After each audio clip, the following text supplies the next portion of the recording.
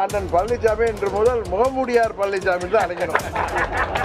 முகமூடியார்னு சொல்லி நக்கல் பண்றாரு டிவி. அவங்க தரப்புல இருந்து என்ன சொல்றாங்கன்னா, எடப்பாடி என்ன சொல்றாங்கன்னா, அது முகத்தை மூடல, முகத்தை குறைச்சது அப்படின்னு சொல்றாரு. ஒண்ணு முகத்தை மறைத்திருக்கனால சோகமா இருக்கிறதுனால மறைச்சிருக்கலாம், அல்லது வேற எதையும் வாங்குறதுனால மறைச்சிருக்கலாம். திறந்திருந்தா குருதி புனல் கவர் மாதிரி கண்டு கிண்டு வீங்கி இங்கி இருந்திருக்கலாம். முந்தின நாள் வரல அவர் எந்த இடத்துலயுமே அமித்ஷாவை பார்க்க போறேன்னு சொல்லல. இல்ல மறுத்திருக்காரு. மறுத்தது மட்டும் இல்லாம அவருடைய முகபாவனை எப்படி இருக்குது, இதுல போல்டா இருக்கிறாரு, கான்பிடென்டா இருக்காரு, தன்மானத்தை பத்தி அவ்வளவு வீரியமா பேசுறாரு. எழுதிங்க பத்திரிகையாளர்களே, எழுதிங்க, எழுதிங்க பத்திரிகையாளர்களே, எழுதிங்க.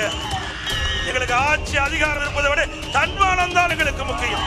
இப்படி யாராக இருந்தாலும் மாற்றி மாற்றி பேசுறதுல துளியும் தயங்காத நபராக நீ சீமானையே மிஞ்சிருவாரோ எடப்பாடிங்கிற அளவிற்கு முந்தானத்து பேசினது ஒண்ணு, தன்மானத்தில் நிறைந்தவர்கள் நாங்கள், யாருக்கும் தலைமுனிய மாட்டோம்னு சொல்லிட்டு அடுத்த நாளே போய் முகத்தை மூடிட்டு முக்காடு போட்டுட்டு நான் உள்துறை அமைச்சரை சந்திக்கிறேன் என்று எல்லா ஊடக நபர்களும் தெரிவித்தேன், பத்திரிகைகளும் தெரிவித்தேன். அதையும் நீங்க வெளிப்படுத்த. நிரஞ்சன்ற பத்திரிகையாளரை அதிமுக ஐடி சாகவா ரொம்ப அவதூறா, ரொம்ப உரிமையில நோட்டீஸ் அமைச்சு அவரை மிரட்டுற வேலையும் செஞ்சிருக்காங்க. அதிமுக கட்சியை சேர்ந்த சமூக வலைதளங்கள்ல இயங்கக்கூடிய அந்த கட்சியுடைய ஆதரவாளர்கள், நிர்வாகிகள், பொறுப்பாளர்கள் அப்படின்னு கடந்த 2 தினங்களா என்னை பற்றி ரொம்பவும் அவதூறா, ரொம்ப மோசமான வார்த்தைகளை பயன்படுத்தி அவங்க பேசிக்கிட்டே இருந்தாங்க. இவ்வளவு பெரிய கட்சியோட ஒரு ஐடி விங்கு இப்படி ஒரு ரெஸ்பான்ஸ் கொடுக்குமா, இப்படி ஒரு மொழியில பேசுமான்றது இன்னும் அதிர்ச்சிகரமான விஷயமா. அதாவது ஆங்கிலத்தில் டைப் பண்ணிருக்காங்களே தவிர அந்த வார்த்தைகள் எல்லாம் மிக மோசமான ரவுடித்தனமான வார்த்தை. நீங்க என்ன வார்த்தைகளை போடுறீங்க, நீங்க அடுத்தவங்களுடைய மவுத் பீஸ் அப்படிங்கிற வார்த்தைகள் எல்லாம் பேசுறீங்க, ஆனா அளவுக்கு பேசுறாங்க. ஆமா, அப்போ இவர்களுடைய மொழி என்பது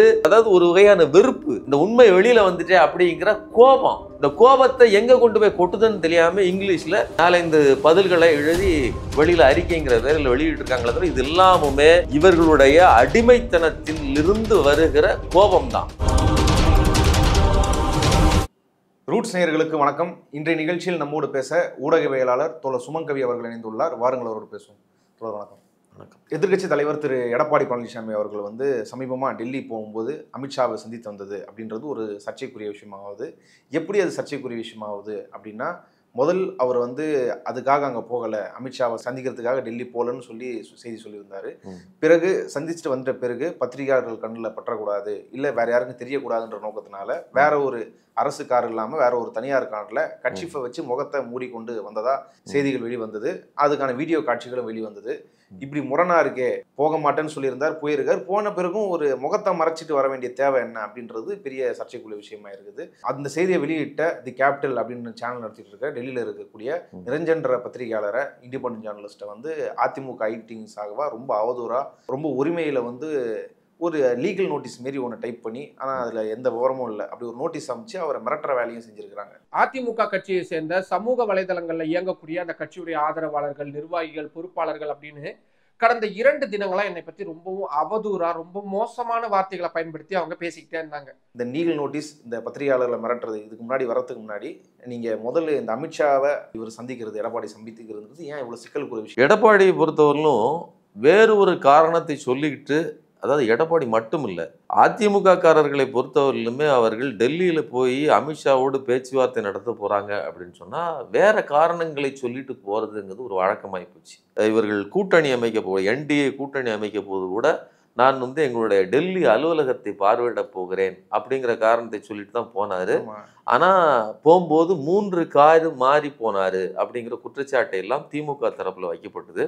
அதே மாதிரி போய் பார்த்துட்டு அமித்ஷா கிட்ட கட்சி இதில் பேசி முடிச்சுட்டு வந்துட்டார். அடுத்த நாளே அமித்ஷா தன்னுடைய ட்விட்டரில் என்டிஏ, அதாவது வெளியில் வந்த உடனே இவர்கள் ட்விட்டர் ஹேண்டலில் என்டிஏ ஆட்சி, கூட்டணி ஆட்சி அமைக்கும் அதிமுக முன்னாடி, எடப்பாடி முன்னாடி அவர் தான் அறிவிச்சார். ஆமாம், அவருக்கு முன்னாடி அறிவிக்கிறாரு. அதுக்கப்புறமும் சரி, அவரை கூப்பிட்டு அவர் மேடையில் வச்சு அதிமுகவை கூட்டணி ஆட்சி அமைக்கும்ங்கிற குற்றச்சாட்டு, அந்த விஷயங்கள்லாம் சொன்னார். ஸோ இப்போ என்ன அப்படின்னா, அமித்ஷாவை சந்திக்க போகிறவர்கள் உண்மையிலே இவரைத்தான் சந்திக்க போகிறோம்னு காரணத்தை சொல்லாமல் போவது அப்படிங்கிறது அங்கே தான் தொடங்குது. அதுக்கு பிறகு செங்கோட்டையன் அவர்கள் போகும்போதும் சரி, ஆன்மீக பயணத்துக்கு போகிறேன், ஹரித்வாருக்கு போகிறேன்னு சொல்லிட்டு போனார். ஆனால் என்ன ஒரு கொடுமை பாருங்க, அவர் ஹரித்வாருக்கு போகவே இல்லை. நீங்கள் சொல்லிட்டு போன ஒரு காரணத்துக்காகவாவது ஹரித்வார் போய் ஒரு சும்மா சுற்று வளைச்சிட்டு வந்துருக்கலாம். நீங்கள் நேராக அமித்ஷாவை பார்த்துட்டு திரும்பி வந்துட்டீங்க. அப்போ யாரை ஏமாத்துறீங்க? இதே மாதிரியான ஒரு ஏமாற்று வேலை தான் இங்கே நடக்குது. என்ன அப்படின்னா, முந்தின நாள் வரல அவர் எந்த இடத்துலையுமே அமித்ஷாவை பார்க்க போறேன்னு சொல்லலை. இல்லை, மறுத்திருக்காரு. அதை மறுத்திருக்காரு. மறுத்தது மட்டும் இல்லாமல் நாங்கள் என்ன தன்மானத்தை இழந்து நாங்கள் எப்போதும் இருக்க மாட்டோம் அப்படின்னு சொல்லி தன்மானத்தை பற்றி அவ்வளோ வீரியமாக பேசுகிறார். எழுதிங்க பத்திரிகையாளர்களே, எழுதிங்க. பத்திரிகையாளர்களே, அனைத்து இந்திய அண்ணா திராவிட முன்னேற்ற கழக கட்சியை எவராலும் கொண்டு பண்ண முடியாது. சொல்றேன், எழுதிங்க. எங்களுக்கு ஆட்சி அதிகாரம் இருப்பதை விட தன்மானம் தான் எங்களுக்கு முக்கியம். அது ஒரு இம்மையளவு நான் விட்டு கொடுக்க மாட்டேன். நீங்க அதே இது அவரை போய் சந்திச்சுட்டு வரும்போது முகத்தை மூடிட்டு வெளியில வராது. முகத்தை மூடிட்டு வர வேண்டிய அவசியம் என்ன இருக்குது? இல்லை, அதில் ஒரு குறுக்கீடு. அவங்க தரப்புல இருந்து என்ன சொல்றாங்கன்னா, எடப்பாடி என்ன சொல்றாருன்னா, அது முகத்தை மூடலை, முகத்தை துடைச்சது அப்படின்னு சொல்றாரு. அதையும் சேர்த்து இல்லை, முகத்தை மறைக்கிறது, முகத்தை ஏங்க அவ்வளோ நேரம் மறைச்சிக்கிட்டு இருக்காப்புல. அதுவும் நீங்கள் அதில் பல குறிப்புகள் இருக்குது. நீங்கள் நிரஞ்சன் பற்றி சொன்னீங்க. நிரஞ்சன் வந்து ஒரு இண்டிவிஜுவல் பத்திரிகையாளர். அவர் வந்து ஒரு சுதந்திரமான பத்திரிகையாளர். கேபிட்டல்ங்கிற யூடியூப் சேனல் வச்சு நடத்திட்டு வர்றாரு. அவர் எல்லாரும் மேலேயும் விமர்சனத்தை வைக்கிறாரு. அது வந்து எடப்பாடி பழனிசாமி மேலே தான், அதிமுக மேலே தான் அப்படின்னு கிடையாது. திமுகவே கடுமையாக விமர்சித்து வீடியோக்கள் போட்டு வச்சிருக்காரு. ஆனால் இந்த விவகாரத்தில் அவர் போயிட்டு வந்ததை தெளிவாக வீடியோ எடுத்து அவர் முகத்தை மறைச்சிட்டு போகிறாரு அப்படிங்கிற செய்தியை அவர் வீடியோ போட்டுறாரு. அது தமிழ்நாட்டில் மிகப்பெரிய பேசு பொருளாக பரவிடுது. நீங்கள் முகத்தை துடைக்கிறதுக்கும் முகத்தை மறைக்கிறதுக்கும் வித்தியாசம் இருக்குது. நிரஞ்சன் 2வது போட்ட வீடியோவில் சொல்கிற செய்தி என்னன்னா, இவர் போகும்போது வேற ஒரு காரில் போகிறாரு, அரசு காரில் போகிறாரு. வரும்போது நீங்கள் பென்ட்லின்னு சொல்லக்கூடிய விலை உயர்ந்த பிரைவேட் காரில் வர்றாரு. சரி, இது ஒரு முறை தான் பார்த்தீங்கன்னா, கடந்த முறை அமித்ஷா அவர்கள் இதே மாதிரி அழைப்பு விடுத்து பேசிட்டு, அதுவும் மற்றவர்கள் எல்லாம் போனதுக்கப்புறம் கூடுதலாக 1/2 மணி நேரம் பேசினார். அப்படிங்கும்போது கூடுதல் 1/2 மணி நேரம். இந்த முறையும் அதே மாதிரி கூடுதல் 1/2 மணி நேரம். மற்றவர்கள் எல்லாம் முன்னாடி போயிடுறாங்க. இந்த காரில் அதே பென்ட்லி கார். இப்போ அவர் என்ன சொல்கிறாரு, என் நண்பர்கள் யாராவது வருவாங்க, அவங்க என்ன காரை கொண்டு அனுப்பிவிடுவாங்க. அப்படி இல்லை, ஏன் அதே பென்ட்லி கார் வருது அப்படிங்கிற கேள்வியும் அவர் வைக்கிறாரு. திமுக தரப்பில் சொல்லப்படுறதுன்னா, ஏன் 3 கார் தாண்டி போனீங்கிற கேள்வி வைக்கிறாங்க. ஆனால் ஒரே பென்ட்லி கார் ஏன் தொடர்கிறதுங்கிற கேள்வியை டிடிவி தினகரன் முதற்கொண்டு வந்து வைக்கிறாரு. ஹோம் மினிஸ்டரை பார்த்துட்டு வெளில வர்றப்ப முகத்தை மூடிக்கிட்டு வர வேண்டிய அவசியம் என்ன இருக்குது? அங்கே வந்து அவர்களை சந்திப்பது யார் என்பது எல்லாருக்கும் தெரியும். அது அங்கே இருக்கிற ஊடகத்தை சேர்ந்தவர்களுக்கு தெரியும். அவர் எனக்கு சொல்லப்பட்டது, முன்னாடி கூட வந்த சகாக்களை எல்லாம் வேற கார்களில் அனுப்பிட்டு இவர் மெதுவாக வெளில வந்திருக்காரு. என்ன காரணம் என்பதை பழனிசாமி சொன்னால்தான் தெரியும். அப்போ மூஞ்சை மறைச்சிட்டு போக வேண்டிய அவசியம் என்ன இருக்குது? அப்போதான் நமக்கு பல கேள்விகள் வருது. இப்போ மூஞ்சை ஏன் மறைக்கணும்? ஒன்று, இன்னைக்கு அடுத்த நாள் பேசும்போதே அவ்வளோ டல்லாக இருக்கிறாப்புலையே, ஒன்று முகத்தை மறைத்திருக்கனால், அதாவது சோகமாக இருக்கிறதுனால மறைச்சிருக்கலாம், அல்லது வேறு எதையும் வாங்கினதுனால மறைச்சிருக்கலாம். என்ன, திறந்திருந்தா குருதி புனல் கவர் மாதிரி கண்ணு வீங்கி இருந்திருக்கலாம். இந்த மாதிரியான பிரச்சனைகளை தவிர்ப்பதற்காகத்தான் முகத்தை மறைச்சிட்டு போயிருக்கிறாரு அப்படிங்கிறது நமக்கு தெரியுது. ஆனால் முகத்தை மறைத்த செய்தியே மறைக்க முயற்சிக்கிறாங்க. இப்போ அதுதான் பிரச்சனை. முகத்தை மறைச்சாங்க, அது ஒரு குற்றம். அதுக்கப்புறம் அந்த செய்தியையே மடைமாற்ற முயற்சிப்புங்கிறது எவ்வளோ பெரிய தப்பு. அது மட்டும் இல்லை, இதில் வந்து அந்த அவங்களோட ஏடிஎம்கே ஐடி விங் இருக்கு இல்லையா, அது வந்து மூர்க்கமாக செயல்படுது. நாம் என்ன கேட்குறோம்னா, 2 ஃபோட்டோவும் வச்சுக்கிடுவோம். அவருடைய முகபாவனை எப்படி இருக்குது? இதில் போல்டாக இருக்கிறாரு, கான்ஃபிடென்ட்டாக இருக்காரு, இதில் தழுதழுத்து போயிருக்கிறாரு. அப்போ இந்த முகத்தை காண்பிக்க வேண்டாம், இதை விட மோசமாக உள்ள நடந்திருக்குன்னு தானே அர்த்தம். நீங்கள் 2 நாள் அடுத்த நாள் பேசும்போதே உங்கள் முகபாவனை மாறி இருக்குது. ஆனால் அந்த நிமிஷமே உங்கள் முகத்தை பார்த்துருந்தா அதில் பல்வேறு செய்திகள் இருக்கு இல்லையா, அதனால தான் அவர் மறைத்துட்டு வந்திருக்கிறாரு அப்படிங்கிறது நமக்கு புரியுது.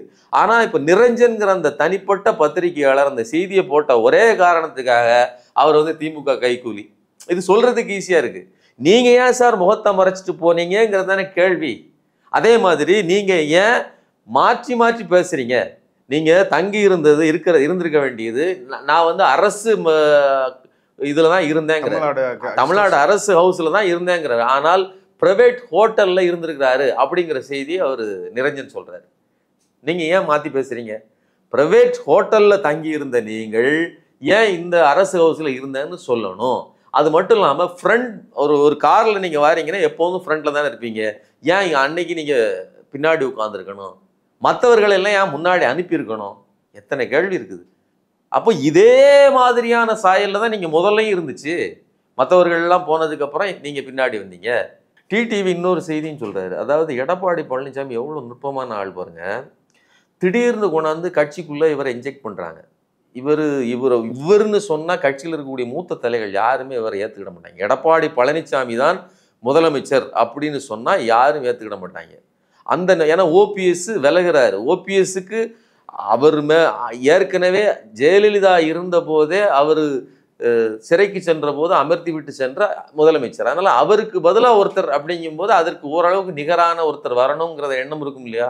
அதனால இவர் என்ன பண்ணிருக்காரு, முதல்லையே டிடிவிட்ட கூப்பிட்டு நீங்க வெளியில எங்கேயும் சொல்லிடாதீங்க, நீங்க கை காட்டுற சின்னம்மா பார்த்து கை காட்டுற யாரை வேணாலும் நாங்க முதலமைச்சரா ஏத்துக்கிட்டோம்னு ஒரு மனதாக நீங்க கையெழுத்து போட சொல்லுங்கன்னு சொல்லி எடப்பாடியே சொல்றாரு. ஆமா ஓட்டு போட மாட்டாங்க. ஆமா, இந்த விஷயத்தை அப்படி சொல்லித்தான் அங்கே கூவத்தூரில் டீல் நடந்திருக்குது. அவர்கள் எல்லோரும் சரி வேற எதா இருந்தாலும் ஒரு நல்ல தலைவர் தான் வரப்போகிறாருங்கிற எண்ணத்தில் தான் எல்லாரும் கையெழுத்து போட்டு கொடுத்துருக்காங்க. இப்போ நன்றி கெட்ட தனம்ங்கிறது எவ்வளோ மோசமாக இருக்குது, எவ்வளோ நுட்பமாக இருக்குது. தான் யார் அப்படிங்கிறத, அதாவது அந்த அடிமை முழுவதுமாக தெரிஞ்சிருக்கிறார், தன்னுடைய நிலைமை என்ன அப்படிங்கிறத தெரிஞ்சுத்தான் யாரும் ஏற்றுக்கிட மாட்டாங்க. கையெழுத்து போட சொல்லுங்கன்னு கையெழுத்து போட வாங்கிக்கிட்டு அதுக்கப்புறம் காலில் விழுந்து மேலே வந்தவர் இன்னைக்கு நன்றி பற்றியும் தன்மானத்தை பற்றியும் பேசுகிறாருன்னு சொன்னால் இதை பரிசீலிக்கணும் அப்படிங்கிறதுடைய கருத்து. அதிமுகன்றது ஒரு பெரிய பாரம்பரியமிக்க தமிழ்நாட்டில் ஒரு கட்சி. அதோட பொதுச் செயலாளராக இருக்கிறாரு.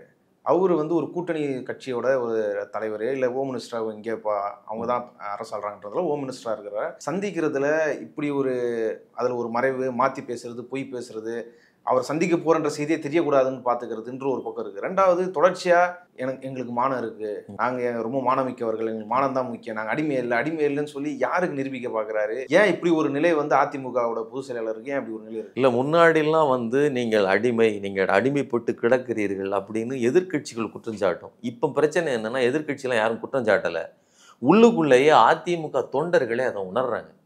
நாம பாஜகவிடம் சிக்குண்டு கிடக்கிறோம், அடிமைப்பட்டு எதிர்கட்சிக்கு சொல்லி அந்த ஸ்டேட்மெண்ட். ஆமா, இது எதிர்கட்சியே கிடையாது. எதிர்கட்சிகள் இன்னைக்கு பெருசா எடப்பாடி பழனிசாமி அவர்களை குற்றம் சாட்டுகிற எதிர்கட்சி பெருசா எதிர்கட்சி பெரிய விமர்சனம் கிடையாது. சொல்றாங்க, நீங்க ஏன் முகத்தை மறைச்சிட்டு போனீங்கிற கேள்வி கேட்கறாங்க, நக்கல் பண்றாங்க. நீங்க இவரு கூட என் கையை பாருங்க ஆடவே இல்லை அப்படின்னு சொல்லி எடப்பாடி பழனிசாமி அவர்கள் சொல்லும்போது அதற்கு மறுமொழி பேசிய உதயநிதி அவர்கள் என்ன சொன்னாங்க, இதெல்லாம் என்ன பேச்சு, நீங்க அரசியல் பேசுங்க, அப்ப நாங்க மாத்தி நீங்க முட்டை காட்டுங்க, யார் முட்டை அதிகமா தெரிஞ்சிருக்குன்னு கேள்வி கேட்டா எப்படி இருக்குன்னு சொல்லி இவர் ஊர்ந்து சென்ற அந்த செயல்பாட்டை நக்கல் பண்றாரு. ஆனா நேரடியா எடப்பாடியை அடிமைனோ கிரிட்டிசைஸ் பண்றதோ கிடையாது. ஏன்னா அதை அவர்கள் ஓரளவுக்கு ரிஜிஸ்டர் பண்ணிட்டாங்க, அது மக்களுக்கு தெரியுது. ஆனா இப்ப பிரச்சனை என்னன்னா ஆதரவு தந்து கொண்டிருந்த கட்சிக்காரர்களே இன்னைக்கு வெளியில சொல்ல முடியலைங்க. அதிமுக காரர்களை பொறுத்தவரையிலும் இப்படி ஒரு மோசமான நிலைமையை நீங்க எல்லாரும் என்ன சொல்றாங்க, ஜெயலலிதா எதற்கு ஃபேமஸ், போல்டான டிசிஷன்ஸ், போல்டான பேச்சு, நீங்க எவ்வளவு பெரிய சவால் வந்தாலும் சரி நான் பார்க்குறேன் அப்படின்னு சொல்லக்கூடிய அந்த கமாண்டிங் பொசிஷன் தான் அவர்களே அந்த அதிமுக தொண்டர்களை இயக்குச்சு. அந்த ஆன்மா அது ஒரு சோல்ங்க. அவங்க மேல இருந்து பேசுறாங்கன்னு சொன்னா இவங்க தெம்பா இருப்பாங்க. மோடியா லேடியா அப்படிங்கிற கேள்வி கேட்கும்போது செய்வீர்களா அப்படின்னு கேட்கறது நமக்கு, மற்றவர்களுக்கு எப்படி இருந்தாலும் சரி அவர்கள் டைரக்டா கனெக்ட் ஆவாங்க. இப்படிப்பட்ட ஒரு தலைவர் அம்மா இருந்த காலகட்டத்தில் நாங்கள் அப்படி இருந்துட்டு இப்படி ஒருத்தர்கிட்ட மறைஞ்சு போய், ஒருத்தர்கிட்ட இல்லை மற்ற எல்லாருமே அப்படித்தான் இருக்காங்க, இப்படி மறைஞ்சு போய் இருக்கக்கூடிய இவர்களிடம் நாம் மாட்டிக்கிட்டோமேங்கிற தத்தளிப்பில் அவர்கள் இருக்கிறாங்க. அதை எப்படியாவது சரி பண்ணணும். இப்போ திமுக காரர்களுக்கோ விமர்சனம் பண்ணுகிற எதிராளிகளுக்கோ அவர்கள் பதில் சொல்ல விரும்பவில்லை. குறைஞ்சபட்சம் கீழே மனசு விட்டு போயிருக்கிற அதிமுக தொண்டர்களுக்கு அவர்களுடைய மனநிலையை சரி பண்ணுவதற்கு, அவர்களுக்கு தெம்பூட்டுறதுக்கு தான் எங்களை யாரும் அசைக்க முடியாது அப்படின்னு சொல்றதோ, 200ன்னு இவங்க சொன்னா 210ன்னு சொல்றது அவர்களுக்கே தெரியாதா கள நிலவரன்னு? ஏன்னா களத்தில் இருக்காங்க, இருந்தாலும் ஒரு தெம்பூட்டுவோங்கிறதுக்காக அவர் பேசுறாரு. இப்போ அந்த நெருக்கடின்றது இன்னும் தீவிரம் அடைஞ்சிருக்கா? இப்போ செங்கோட்டையன் ஒரு கெடு வச்சாரு, வெளில போயிட்டு ஒன்றுபட்ட அதிமுக உருவாக்கணும்னு சொல்லி. இப்போ டிடி பழைய கதைகள்லாம் விடுறாரு, பழைய கதையெல்லாம் எடுத்து விடுறாரு. கூவத்தூர்ல என்ன நடந்தது, என்னைய அவர் அமித்ஷா சொல்லி தான் கட்சி விட்டு நீக்கிறதா சொல்லியிருக்காரு அப்படின்ற விஷயங்கள்லாம் வருது. இது தொண்டர்கள் மத்தியில் இன்னும் பெரிய சலசலப்பு ஏற்றுறது. இதனால பாஜகவை தூங்கி தான் இருந்தாகணும், அவங்க எதனா வழிகாட்டினா நல்லா இருக்குன்ற ஒரு நிலைமை இருக்கு. இல்லை, பல்வேறு செய்திகளை ஒவ்வொரு நாள் பேசும்போதும் எடப்பாடி பழனிசாமி அவர்கள் செஞ்சுக்கிட்டே இருக்கிறாரு. இன்னொரு சிக்கல் என்னன்னா, முந்தின நாள் என்ன பேசணும் இன்னைக்கு என்ன பேசணுங்கிற அந்த கான்சியஸ்னஸ் இல்லை. இதனால என்ன ஆயிருது அப்படின்னா, அன்று இன்றுன்னு சில நேரங்களில் வீடியோக்களை கட் பண்ணி போடுவாங்க. அது என்ன நடக்கும் அப்படின்னா, சீமானுக்கு தான் அப்படி நடக்கும். சீமான் தான் வந்து தலைகீழா பேசுவாப்புல. ஒரு கட்சி தலைவருங்கிற அந்த பொறுப்புணர்ச்சி. ஆமா, எந்த பொறுப்புணர்ச்சியும் இல்லாம நீங்க விஜயகாந்த முன்னாடி கடுமையா திட்டிருப்பாப்புல. விஜயகாந்த் செத்த அன்னைக்கு போய் நின்றுட்டு பாட்டு பாடி அந்த வானத்தை போல மனம் படைச்ச மன்னவரேன்னு சொல்லி அவரை போற்றி புகழ்வாப்புல. இப்படி யாராக இருந்தாலும் மாற்றி மாற்றி பேசுறதுல துளியும் தயங்காத நபராக தமிழ்நாட்டில் இருக்கக்கூடிய ஒரே உயிருள்ள சாட்சியாக சீமான் இருந்தார். இன்னைக்கு சீமானையே மிஞ்சிருவாரோ எடப்பாடிங்கிற அளவிற்கு முந்தா நேரத்து பேசினது ஒன்று, தன்மானத்தின் தலைவர்கள், தன்மானத்தின் நிறைந்தவர்கள் நாங்கள், யாருக்கும் தலைமுனிய மாட்டோம்னு சொல்லிட்டு அடுத்த நாளே போய் முகத்தை மூடிட்டு முக்காடு போட்டுக்கிட்டு முகமூடியாருன்னு சொல்லி நக்கல் பண்றாரு டிவி. அந்த அளவிற்கு இவருடைய நிலைமை இருக்குது. ஆனா அந்த காலத்துல சொல்லுவாங்கல்ல புலவர்கள்லாம், மன்னர்களை ஏதாவது ஒரு சாதனை செய்தால் அவர்களை இன்று முதல் மன்னரை நாங்கள் இப்படி அழைக்கிறோம்னு சொன்ன மாதிரி அண்ணன் பழனிசாமி இன்று முதல் முகமூடியார் பழனிசாமி தான் அழைக்கணும். இன்னொன்று, நீங்க 15ஆம் தேதி அண்ணா அவர்களுடைய பிறந்த நாளில் பேசுறாப்புல, நாங்கள் வந்து எக்காரணம் கொண்டும் செஞ்சோற்று கடன், அதாவது எங்களுக்கு நன்றி செய்தவர்களுக்கு நாங்கள் மறக்க மாட்டோம். எங்களுடைய ஆட்சி காலத்தில், அதாவது அவர் ஆண்ட போது அதிமுக ஆட்சி பாதுகாத்து தந்தது பாஜக, அதற்காகத்தான், அந்த நன்றி கடனுக்காகத்தான் நாங்கள் இப்போ வந்து கூட்டணி அமைச்சிருக்கிறோம் அப்படின்னு சொல்றாரு. இதெல்லாம் எவ்வளோ பெரிய ஒரு கேவலமான ஒரு விஷயம். நான் 2023 நீங்கள் வெளியில் வந்ததுக்கப்புறம், அதாவது அந்த கூட்டணியை விட்டு வெளியில் வந்ததுக்கப்புறம் புரட்சி தமிழர்னு பேர் வச்சுக்கிட்டீங்க, சிறுபான்மையினர் நலன் விரும்பி நான் அப்படின்னு காட்டிக்கிட்டீங்க, சிறுபான்மையினருக்கு நலத்தை பாதுகாக்க பிறந்தவன்னு சொன்னீங்க. எஸ்டிபி மாநாட்டில் நீங்கள் பேசாத பேச்சே கிடையாது. எக்காலத்திலும் பாஜகவோடு கூட்டணி கிடையாதுன்னு வலுவாக பேசுனீங்க. அந்த வார்த்தைகள் எல்லாம் இன்னும் அப்படியே இருக்குது. அப்படியே வச்சுட்டு போய் நான் இன்னைக்கு செஞ்சோற்று கடனுக்காக எங்களுக்கு உதவி செய்தார்கள், அதனால நாங்கள் மறுபடியும் உதவி செய்கிறோம், அவர்களோட கூட்டணி அமைக்கிறோம். அதுக்கு திருக்குறள்னு சொல்றாரு, நன்றி மறப்பது நன்றென்று, நன்றல்லது அன்றே மறப்பது நன்றுன்னு பேசுறாரு. இப்படியெல்லாம் திருக்குறள் நன்றியை பற்றி பேசுறாரு. இதையெல்லாம் தான் டிடிவி கேள்வி கேட்கிறாரு, நன்றியை பற்றி நீங்கெல்லாம் பேசலாமா? சின்னமான்னு சொல்லி காலில் விழுந்துட்டு வளர்த்து விட்ட ஏணியை உடைச்சு தள்ளினதானே உங்களுடைய வரலாறுன்னு சொல்லி டிடிவி கடுமையாக விமர்சிக்கிறாரு. அது மட்டும் இல்லாமல் எடப்பாடி அவர்கள் தான் கூட்டணியின் தலைவர், அவர் தான் முதலமைச்சர் வேட்பாளர்னு சொன்னால் நாங்கள் என்டிஏ கூட்டணிக்கு வருவதற்கு தயார் இல்லைங்கிறத உறுதிப்பட தெரிவித்திருக்கிறார். இதெல்லாம் வந்து இது என்னன்னா, பாஜக நினைக்கிற பல்வேறு கனவுகள் இப்படிப்பட்ட முரண்பாடுகளுக்கு மத்தியில் சிக்கி தவிக்கிறது அப்படிங்கிறது கருத்து. இப்போ பத்திரிகையாளர் நிரஞ்சன் குமார் அவர் வந்து மிரட்டப்பட்டதை ஒட்டி சென்னை பிரஸ் கிளப் சார்பாகவும் சரி, தமிழ்நாடு டிஜிட்டல் ஊடகவியலாளர் சங்கம் அவங்க சார்பாகவும் வந்து அறிக்கை விடப்பட்டிருந்தது. தமிழ்நாடு டிஜிட்டல் ஊடகவியலாளர் சங்கம் அந்த அறிக்கையை வச்சு அதுக்கும் ஒரு அதிமுக ஐடிவிங் சார்பில் இன்னொரு லெட்டர் அந்த சங்கத்தோட மெயிலிடிக்கு அமைச்சிருக்கிறாங்க. அதுல ரொம்ப அவதூறா, ரொம்ப உரிமையில, இவ்வளவு பெரிய கட்சியோட ஒரு ஐடிவிங்கு இப்படி ஒரு ரெஸ்பான்ஸ் கொடுக்குமா, இப்படி ஒரு மொழியில பேசுமான்றது இன்னும் அதிர்ச்சிகரமான விஷயமா இருக்கு. அதாவது ஆங்கிலத்தில் டைப் பண்ணியிருக்காங்களே தவிர அந்த வார்த்தைகள் எல்லாம் மிக மோசமான ரவுடித்தனமான வார்த்தைகள்.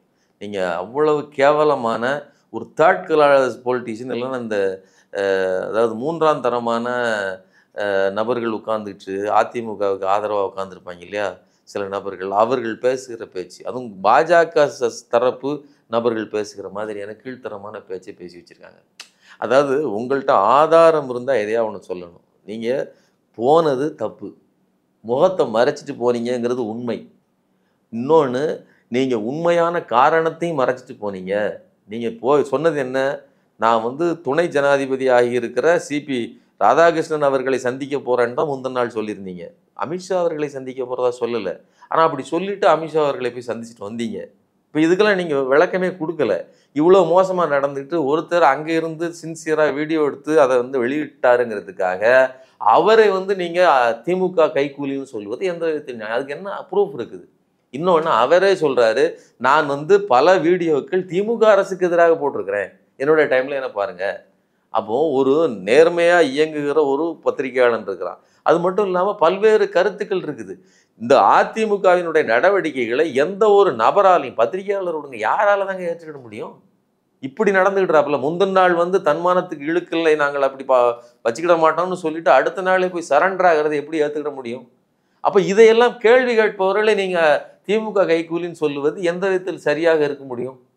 நான் என்ன கேட்குறேன், நீங்கள் ஏடிஎம்கே ஐடிவிங்க அஃபீஷியல் பேஜ் இது, நீங்கள் நிரஞ்சன் குமாருக்கு எதிராகவும் ஒரு லீகல் நோட்டீஸ்ன்னு சொல்லி ஒன்று பதிப்பிச்சிருக்கீங்க. அதை அவரே சொல்றாரு, எனக்கு இதுவரைக்கும் பிசிக்கலா எந்த நோட்டீஸுமே வரல, ஒரு ஃபேக்கான ஒரு நோட்டீஸ் அவர் ஃபேக்குன்னு அடிச்சிருக்காப்புல, அதில் ஒரு ஃபேக்கான இதை டெக்ஸ்ட் அடிச்சு நாங்கள் லீகல் நோட்டீஸ் அனுப்பியிருக்கோம்னு சொல்லி உங்களை ஃபாலோ பண்ணக்கூடிய கீழே இருக்கக்கூடிய நபர்கள் சந்தோஷப்பட்டா போதும் அப்படின்னு தான் நினைக்கிறீங்க.